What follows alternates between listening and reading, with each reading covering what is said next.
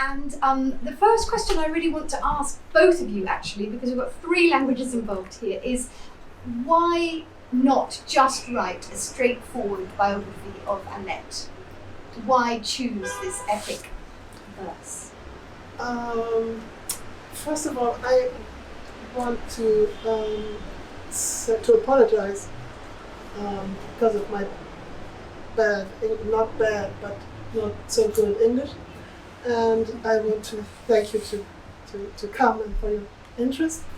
And I want to thank Susie and all the team of Indigo Press and Tess for this really great translation. Why didn't I write a straight biography? That's, for me, it's really a funny question. I got this big German book award 1.5 years before, and so I answered a lot of questions, and in different European countries already, and nobody asked me ever the so I like it very much. It's always the same, actually. So this is a very new question, and I think it's related to the fact that you British are so pragmatical people. Why didn't you just write a straight biography? But I would say, because I'm not a biographer, I'm writing literary books, and so I'm not working with the methods of a biographer. I mean, I do, of course, I did some historical research, for example, about the history of the Algerian independence war and things like that, or the resistance. But I'm not pretend to any kind of exhaustivity, and I don't pretend to any kind of objectivity. It's nearly the other way. It's nearly the opposite. I'm emphasizing my subjective point of view, and not only, I hope, because I wanted myself to be in the front line, but also because I found it's more honest to say it's not what I'm telling you here is not the truth about this woman and her story, but it's just the way I understood it, and I can tell you the story. So, and a biographer, I mean, you just can't tell a story of a life without imagination, even if you are a biographer. But they are pretending, most of the time, a biographer would pretend or would believe himself that he or she is objective. That's an idea, but it can never be. Once in my life, I read a biography of an author I know, because he's a living author. And when I opened the book in the middle, I started reading, and I thought, what's he telling about? It's completely wrong what he said. So it was, if you stick to the facts, I guess you would only have a list of dates. And but as long as you try to tell a story, you have to use your imagination, and that's what I did. And then Tess, you were faced with the situation where you had 2 versions of this. So to complicate things even further, Anne wrote her book first of all in German, and then she rewrote it in French. So there are 2 versions which they're just not at all identical. So how did you go about tackling this? On the one hand, it was a challenge. On the other hand, it was very liberating. It allowed me to take a step back and really listen to the language, the 2 languages, the German and the French, and think about and try to understand what each language, what the stylistic particularities of each language reflected on Anne's understanding of Annette Beaumanoir. It also was liberating in the sense that the distance that Anne gains from the German version, which is reasonably close to the facts, to her vision of Annette Beaumanoir, to the French version, in which you allow yourself more asides and a few ironic comments and more humor. I took that example, a leaf from that book, and also approached the English version, approached my own English version with a bit more distance to both versions, the German and the French. So it was a strange triangulation, but I also felt that I was able to take a further step back than I might usually do. I don't know if you already read a book translated from 2 languages at the time. I didn't. That's what you. That's what I did. But it was a luxury, because if there was one passage that I thought worked better in one language than the other, then of course I could take that. So with some books you feel that you're limited to what's on the page, which as a translator you are, but in this case I had 2 pages to choose from. And I think another thing for me about the book is the way that so many of the themes just resonate with contemporary events. So there's a paragraph in this book, I'm not going to tell you which one it is actually, but Tess and I spent an entire afternoon, Tess on Zoom from upstate New York, me in my home in South London, getting every single word right, because we thought, given that the Black Lives Matter campaign had been so powerful across the world, we thought this was the one paragraph that was going to resonate for all the readers. And then what happens? You then end up in a situation where a country like Ukraine is invaded by Russia.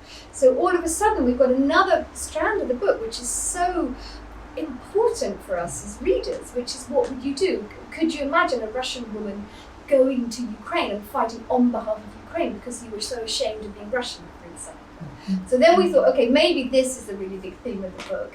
And then, those of you who read it will know, Annette herself has 2 abortions in the course of the book. And so then again, we were plunged into another whole discussion about maybe this is the focus of the book. Maybe her life was possible because she had these abortions, and maybe this is another contemporary topic which is really going to resonate for readers. But one other aspect which has come up a lot when we've been talking about the book is the aspect of motherhood. And this does keep coming up again and again and again, doesn't it? And what it meant for Annette, what it meant for her children. And in these 2 versions, Tess, was there any difference, do you think, or did you feel that these were more? Not so much on those 2 particular themes, but one other theme that resonated, where the difference was very palpable and relevant to today in different ways, was, when is a freedom fighter a terrorist?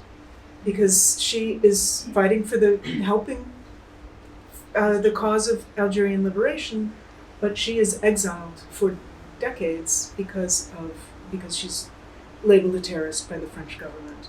And we see examples of that, in all different kinds of governments and countries. And so that's where I felt that difference most strongly. And how is it for you, Anne, being a German living in northern France in 2022, when 80 years ago it would have been very different for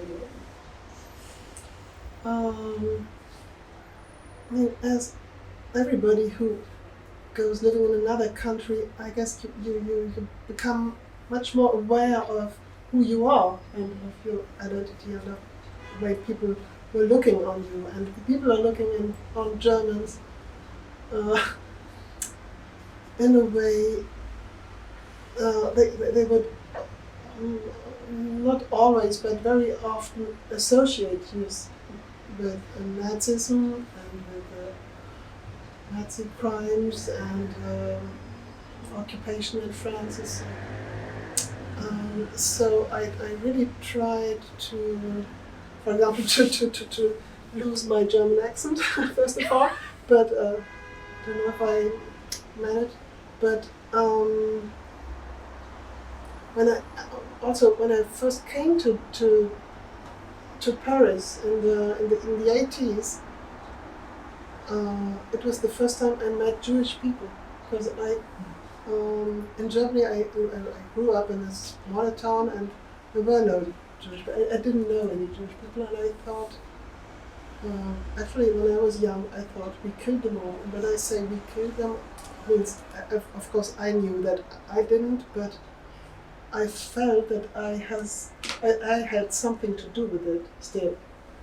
So I met Jewish people for the first time in my life, and there was not very often, but 2 or 3 times, some older people, Jewish people, would just turn around and go away when they learned that I was German. That was a strong experience. I couldn't understand them, but it was not so pleasant to be in this situation. But the French were never really hostile, but they were like joking a lot of joking. They like joking about Germans, not only because they are so boring, these Germans, and always so serious and no humor at all, and so well organized and everything. So you don't like to, not so much to be associated with that too, but also they when they, for example, when they speak French, they pronounce some French words they know. It would always be like SS men talking, as if Germans always would talk like that. I guess it comes Sort of from the war film movie movies. German. Yeah. So that's a little bit the image of the Germans I was confronted to, and it was not so pleasant, but I was not a trauma either. I was very moved in your book by the passage where it's shocking, isn't it? Where the couple come back to northern France and the guy's going, "Oh, this is where I was during the war," you know. And it's a beautiful piece. Does anybody here want to ask Anne or Tess any questions about? Yeah. Sure. So you said that Tess, you said that the French version is much more humorous than the German one. Is it that is it your French part and your German part that made this so different, or did you write it for a different audience, or? I didn't know that the German part was a... In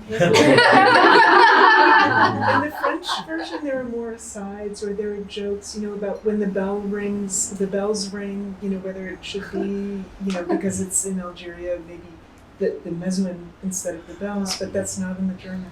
So probably the cliche is just right. The German language is just no humor and serious, and without, I'm not aware of it, but it must be this way. That's true. But it could also have to do with the fact that you wrote the story once, and now you, just as I was freed by using the two, giving distance with the two versions, you had a bit more distance from having told the story once and now retelling it. So you think the third version would really be funny? English is hilarious.